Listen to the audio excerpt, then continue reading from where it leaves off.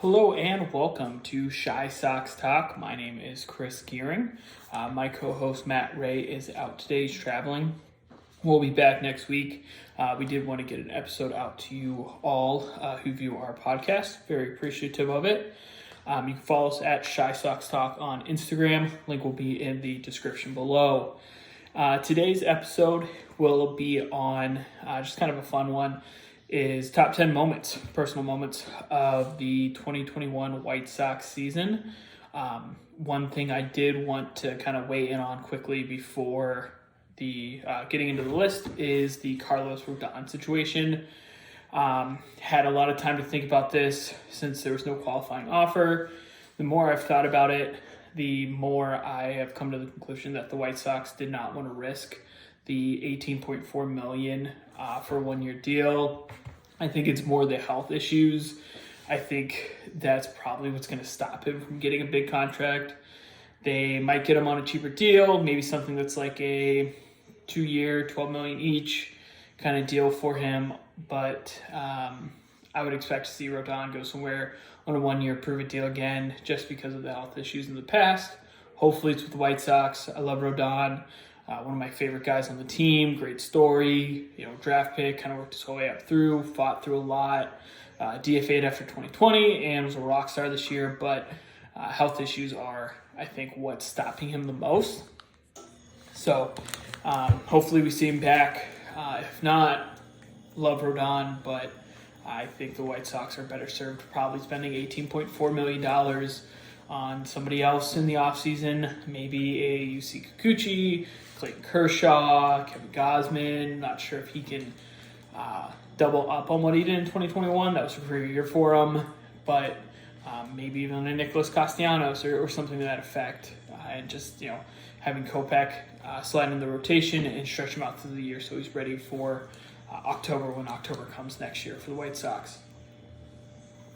Getting into the list, top 10 list for 2021 White Sox moments, kind of my personal favorite moments from the year. Kind of kicking it off, which a fun way I think everybody kind of got into the season was the Yerminator. Just in kind of general, and his massive home run at home to kick off the homestand. Hit the concourse. Kind of his story at the beginning of the year was a lot of fun. I think it was a lot of fun for the White Sox fans.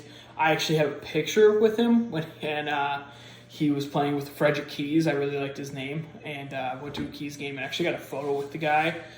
So that's kind of a fun little personal thing there. Just kind of his story in general. If he could figure out how to be a defensive catcher, that would be awesome for the White Sox.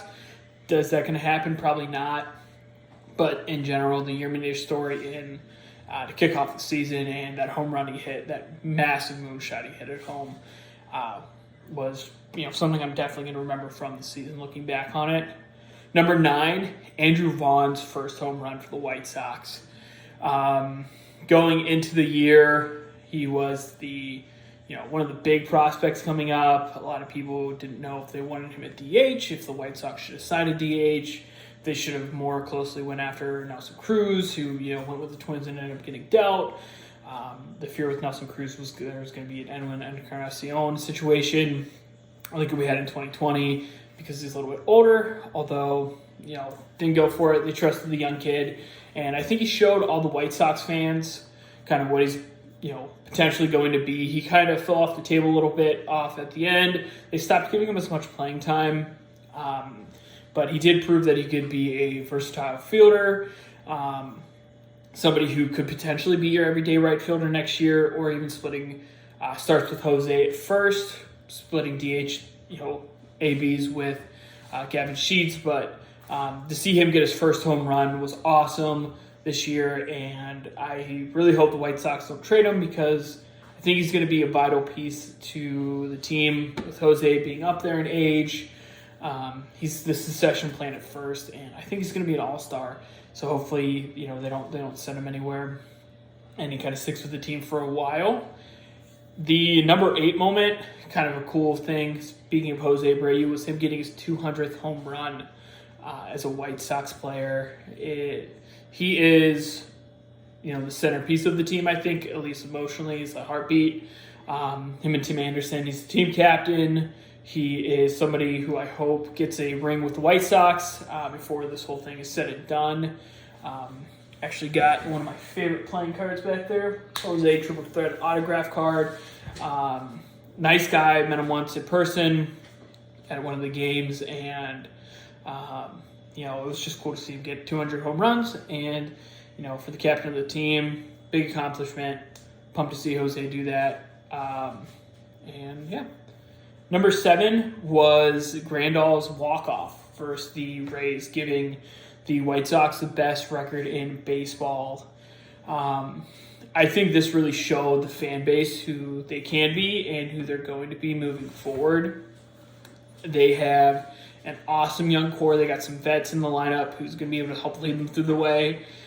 And he smoked, Grandal smoked that double down the line, beat the Rays in Chicago, giving the best record in baseball. Eloy and Luis were both out at the time. I think it gave a lot of fans excitement on what the team's going to do this season. Obviously, in the playoffs, the Astros were just a more complete team. Still the glaring holes at second and right field for the White Sox, which I think they're going to get fixed, especially with the news of Scott Boras, who's going to be sitting down with the White Sox about Marcus Semien. And, depending on what that contract might look like, I would love to have Marcus at second. Also, maybe an unpopular opinion. Let us know what you think in the comment section. Maybe even going after Corey Seager over Marcus Semien for second base. Left-handed bat. Think he's a better defensive fielder. Haven't looked at the stats, but I'm pretty sure he is. And the White Sox really need a solid lefty in the lineup. I think we got a lot of Marcus Semien types in the lineup already. Big right-handed power bat. There's just not enough balance. And I'll be happy either way getting Marcus Semien or Corey Seager. But maybe an unpopular opinion that I'd rather have Seager over Marcus Semien.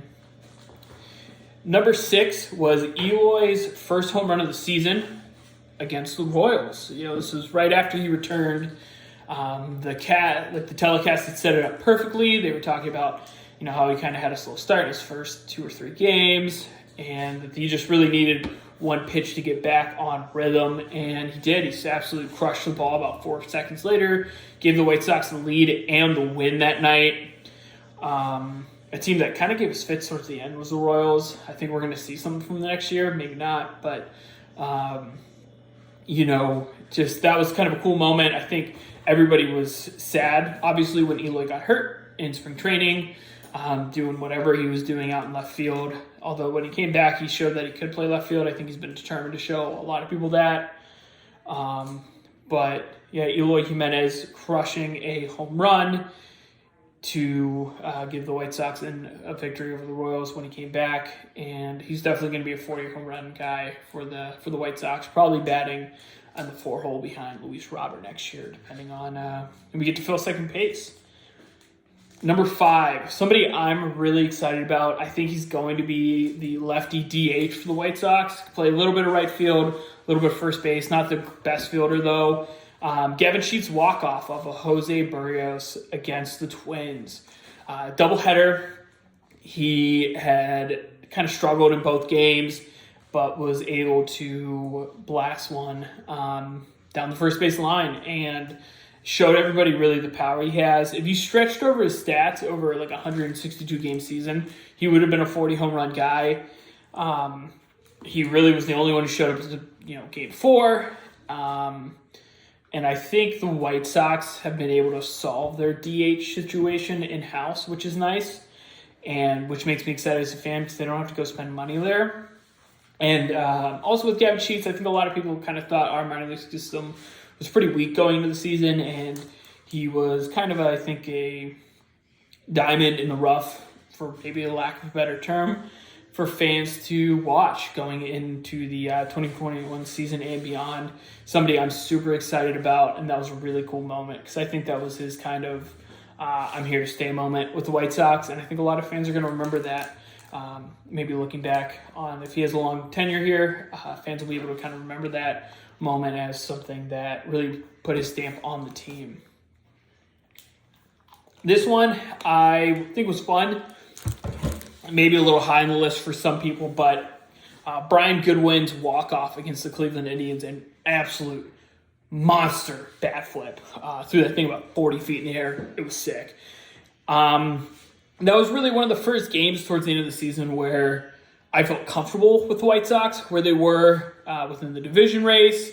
It started putting the final nails in the Cleveland Indians' coffin. Although he's DFA'd, we might see him back as a bench bat next year. I liked Brian Goodwin. I thought he was an awesome find for the team, especially with the amount of players that got hurt early on with Eloy and Luis. And was a nice little lefty just kind of have in the back pocket. And his bat flip was just, I think, a cool moment overall for the season. And, pushing the, White Sox kind of down the train tracks. And, maybe you see him back. He probably lands somewhere else. Maybe a rebuilding team, somebody who sells, maybe like an Oakland, who's probably going to end up selling this offseason. Just kind of looking at their division.